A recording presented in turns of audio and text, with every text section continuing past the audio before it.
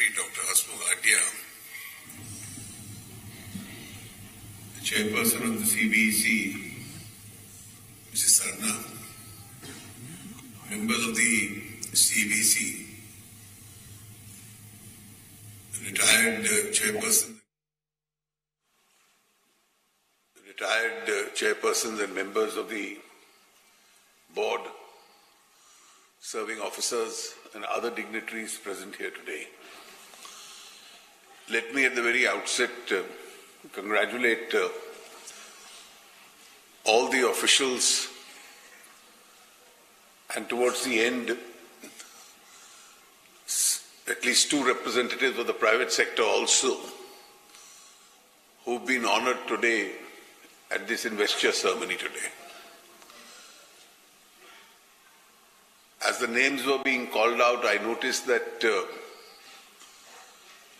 officers and employees representing different classifications in the service across the entire spectrum have been carefully selected, either for individual acts of achievement or for an overall contribution that they've made in their career, either for the President's certificate and award or for the certificate itself. In any service, it's always the credibility of a civil servant or a serving official that becomes his or her prized possession. And this credibility is occasionally and more often reflected through these honors, which are more in the nature of a peer recognition that your own colleagues in service bestow upon you. How you are looked at by your colleagues who get the closest opportunity to judge your performance is perhaps the best judge of an individual's performance. Your commitment, integrity, thoroughness, scholarship, commitment, hard work, the entire labor and industry that you put in, it all culminates in one of these lifetime honors that you get. And therefore I would, on my own behalf and on behalf of the government, congratulate all the officers and the employees who've been honored today. It's quite obvious that the role of the Customs Department, as any other taxation department, is changing. The changing nature of the economy and the increased tools of technology now available have probably had the greatest impact on almost all revenue departments across the board.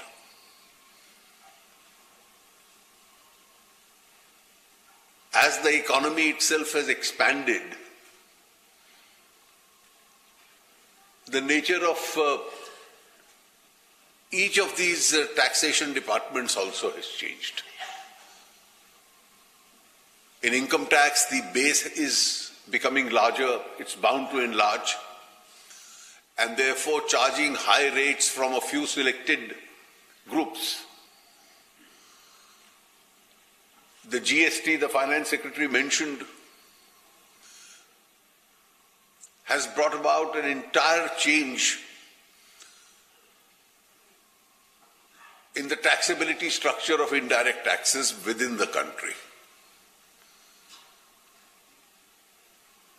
And I'm glad, as was pointed out, that compared to what's happened in various parts of the world, it's stabilized in a much shorter period in India. And therefore it gives us an opportunity in the periods to come to increase its base and rationalize its structures as it continues to evolve.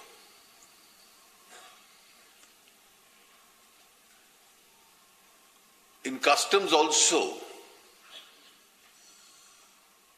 as a part of both the requirements of our domestic economy as also our international commitments, the tariffs over the years have been rationalized.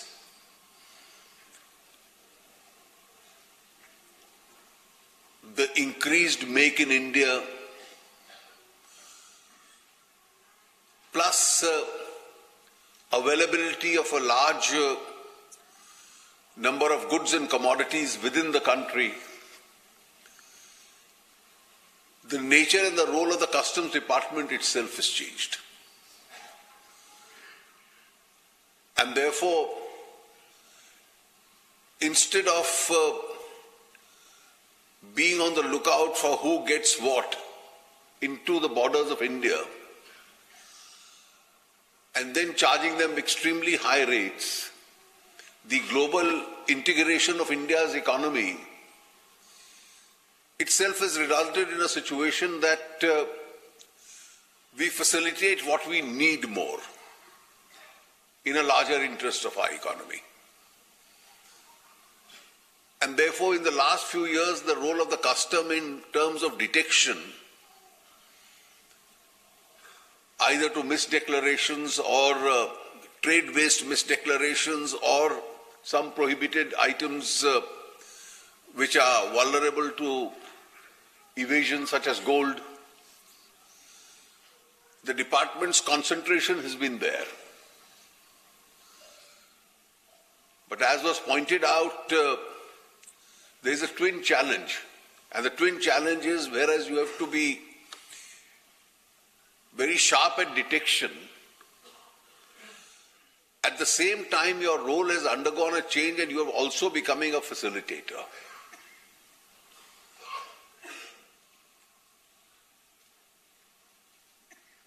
The WTO talks have not made much headway in most areas. But at least in one area they've moved ahead, which is trade facilitation. And trade facilitation is an area where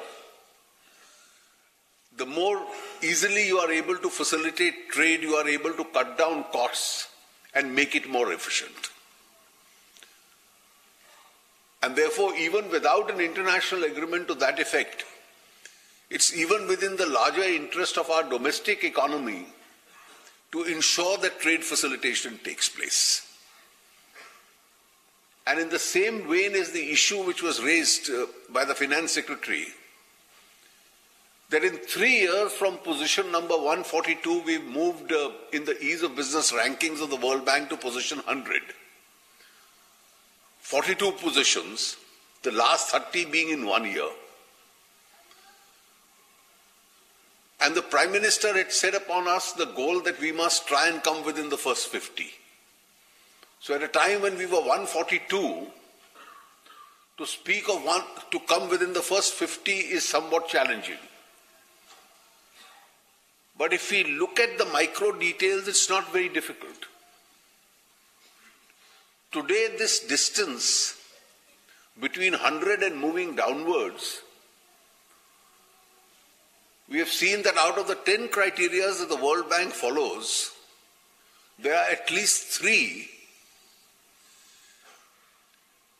One relating to municipal permissions of land and buildings. The other, which was mentioned, trading across borders. And the third with regard to contract enforcement. And each one of these has a number of minute details